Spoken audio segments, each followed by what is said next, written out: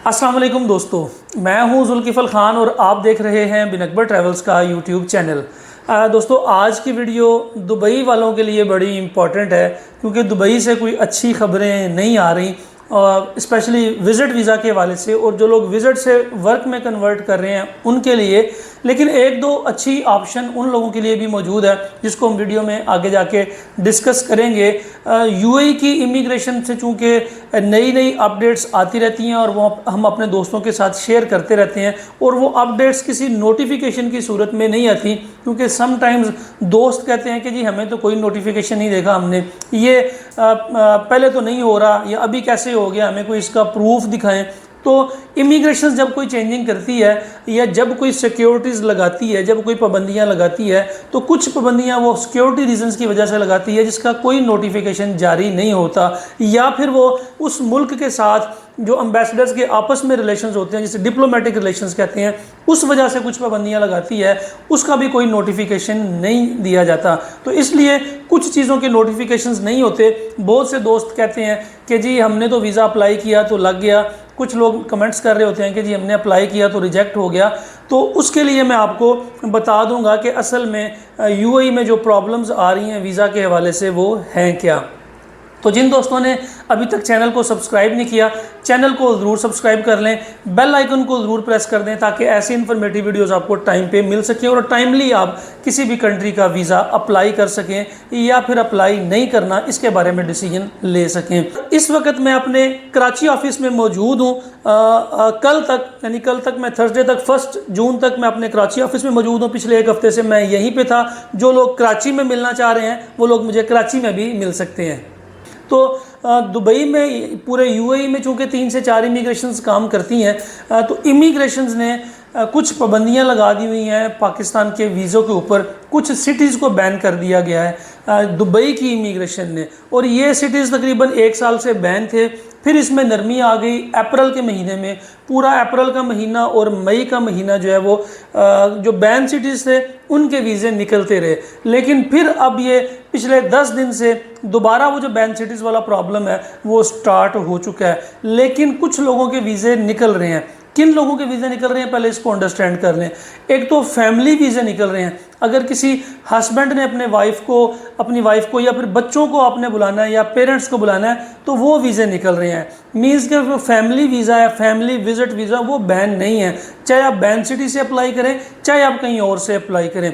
तो एक तो फैमिली विजिट वीज़े बैन नहीं है। दूसरा, दुबई की इमिग्रेशन के अंदर जिन लोगों के पास बैंक स्टेटमेंट मौजूद है, अगर आपके पास बैंक स्टेटमेंट है 6 माह की और आपके अकाउंट में कम से कम 8 से 10 लाख रुपया है, तो फिर भी आप दुबई की इमिग्रेशन में विजिट वीज़ा अप्लाई कर सकते हैं। तो उसके ऊपर भी वीज़ा निकलता है 60 डेज़ का और 90 डेज़ का। तो आप जिन लोगों के पास बैंक स्टेटमेंट है और जिनके पास फैमिली वीज़े हैं वो लोग अगर अप्लाई करें। और तीसरी ऑप्शन ये है जिनकी उम्र 45 साल से ज़्यादा है।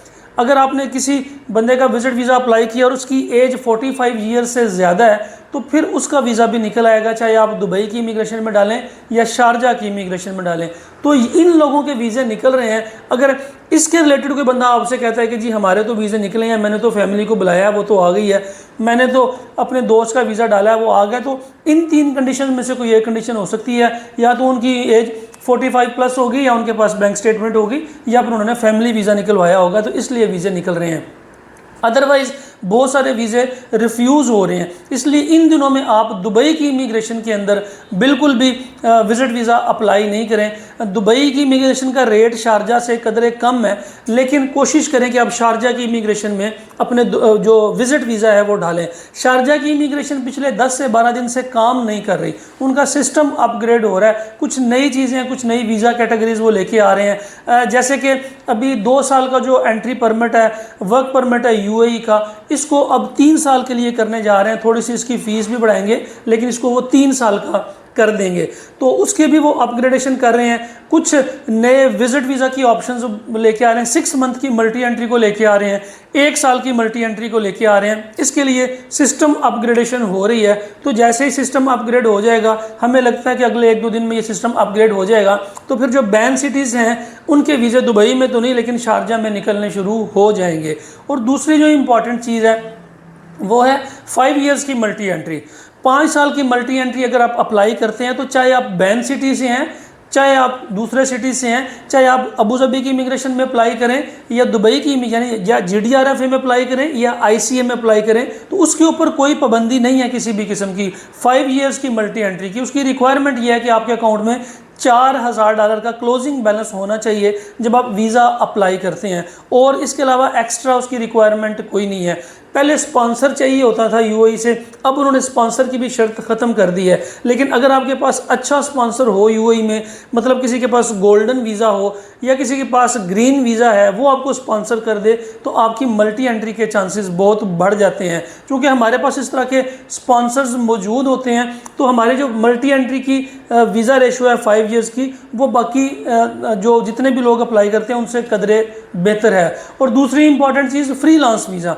जो लोग पाकिस्तान में बैन सिटी से हैं और वो फ्रीलांस वीज़ा अप्लाई करना चाह रहे हैं, तो अगर वो लेबर कैटेगरी में या सुपरवाइजर कैटेगरी में अप्लाई करेंगे तो शायद वो वीज़ा उनका प्रोसेस ना हो सिक्योरिटी रीज़न की वजह से।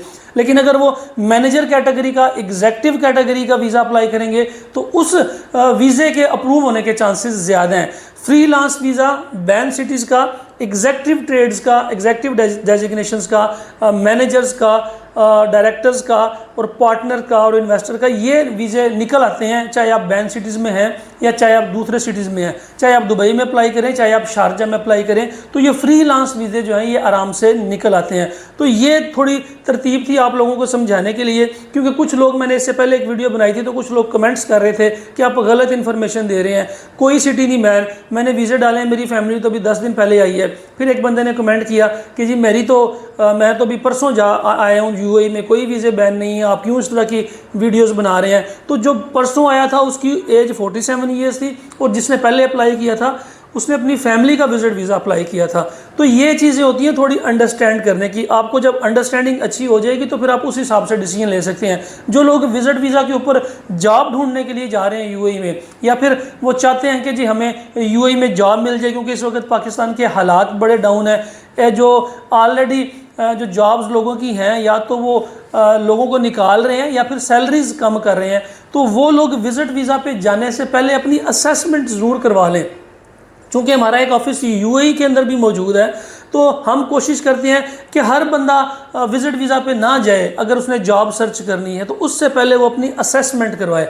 अगर आप पहले अपनी असेसमेंट करवाएं कि क्या आपको UAE जाना भी चाहिए या नहीं जाना चाहिए। अगर जाना चाहिए तो आपने किस तरीके से जाना है ताकि आपको जल्दी जॉब मिल जाए, आपका वहाँ पे ख़र्चा कम से कम हो, आपको रिहाइश का ख़र्चा कम पड़े, आपको जो खाने पीने का ख़र्चा वो कम पड़े, आप जल्दी अपनी जॉब के ऊपर खड़े हो जाएं। उसके लिए असेसमेंट करवा लें।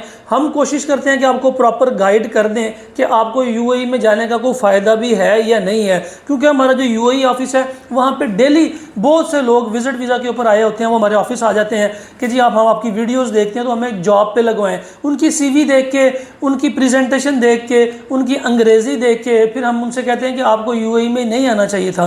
अगर आप UAE में आए हैं तो आपको ये तैयारी करके, इस तरह से अपनी ड्रेसिंग करके, इस तरह से अपनी अंग्रेज़ी बेहतर करके और इस ट्रेड में थोड़ी सी ट्रेनिंग लेके तो फिर आना चाहिए था, फिर आपकी जॉब के चांसेस बहुत ज़्यादा हो जाते हैं। तो अभी भी जो लोग विजिट वीज़ा के ऊपर जाके जॉब सर्च करना चाह रहे हैं उनके लिए मेरी गुजारिश ये है कि आप लोग अपनी असेसमेंट करवा के पहले एनालाइज कर लें। हमसे असेसमेंट करवानी है, हमसे करवा लें, किसी और ट्रैवल एजेंसी से, ये ओवरसीज़ एम्प्लॉयमेंट प्रोमोटर से अपनी असेसमेंट करवा लें कि क्या मुझे UAE में जाना चाहिए जॉब के लिए या नहीं जाना चाहिए। मेरे पास ये हुनर है, ये एजुकेशन है, इतना एक्सपीरियंस और मेरी अंग्रेज़ी का लेवल ये है, मेरी एज ये है, मेरी पर्सनैलिटी इस तरह की है, तो क्या मुझे UAE में जॉब मिल जाएगी कि नहीं। उससे फ़ायदा ये होगा कि एक तो जो अपनी जॉब छोड़ के UAE जा रहे हैं आपकी वो जॉब नहीं जाएगी, क्योंकि लोग अपनी जॉब छोड़ के UAE चले जाते हैं, वहाँ पे जॉब नहीं मिलती, वापस आ जाते हैं, तो जो ऑलरेडी जॉब कर रहे होते हैं उससे भी हाथ धो बैठते हैं। दूसरा ये है कि आपका एक्सपेंस बच जाएगा, आपके विजिट वीज़ा की फ़ीस, आपकी रिहाइश का खर्चा, आपके खाने पीने का खर्चा,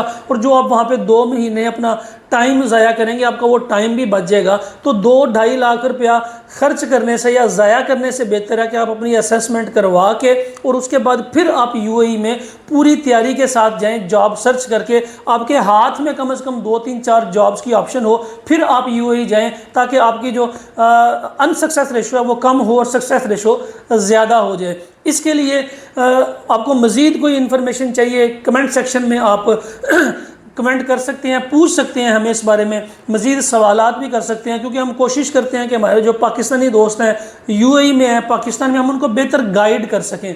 हम बेहतर गाइड कर सकते हैं। रिज़्क की जो जिम्मेदारी है वो अल्लाह ताला की है। कोई अपनी कोशिश से भी अच्छी जॉब हासिल कर सकता है, कोई अच्छी एजुकेशन के बावजूद भी अच्छी जॉब हासिल नहीं कर पाता। तो रिज़्क की जो जिम्मेदारी है वो अल्लाह ताला के हाथ में है। हम सिर्फ आपको गाइड कर सकते हैं। अगर आपको गाइडेंस चाहिए किसी भी हवाले से, यूएई में विजिट वीज़ा के हवाले से, 5 ईयर्स की multi entry, freelance visa, even के जो लोग यूएई में मौजूद हैं और अपनी फैमिलीज़ को बुलाना चाह रहे हैं, फैमिलीज़ को स्पॉन्सर करना चाह रहे हैं, उस हवाले से तो स्क्रीन के ऊपर नंबर्स आ रहे हैं, ये हमारे पाकिस्तान ऑफिस के नंबर हैं। आप इनके ऊपर भी कांटेक्ट कर सकते हैं। और हमारा यूएई ऑफिस है, आप हमारे यूएई ऑफिस में भी कांटेक्ट कर सकते हैं और वहाँ से भी इंफॉर्मेशन ले सकते हैं। सारे नंबर्स आपकी स्क्रीन के ऊपर आ रहे हैं। इसके अलावा अगर आप व्हाट्सएप के ऊपर कोई रहनुमाई लेना चाह रहे हैं तो स्क्रीन के ऊपर हमारा व्हाट्सएप का जो यूनिवर्सल नंबर है ये आ रहा है, आप इसके ऊपर व्हाट्सएप करके भी रहनुमाई ले सकते हैं। सबसे बेहतर तो ये है कि आप हमारी वेबसाइट पे जाएं binakbartravels.com पे, और जो भी आप लेना चाह रहे हैं, असेसमेंट करवाना चाह रहे हैं, कुछ भी करना चाह रहे हैं, तो वेबसाइट खोलेंगे तो आपके सामने एक फॉर्म ओपन हो जाएगा। आप उस फॉर्म को फिल करके सबमिट कर दें।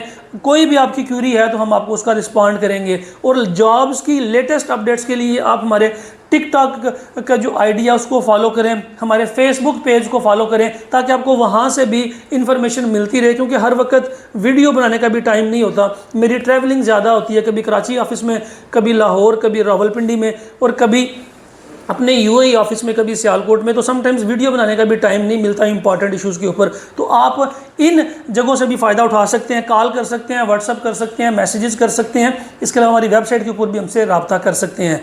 फ़िलहाल के लिए इतना ही। अपना और अपने साथ रहने वालों का खास ख्याल रखिएगा, अपने इस चैनल का भी। मुझे दें इजाज़त। अल्लाह हाफिज़।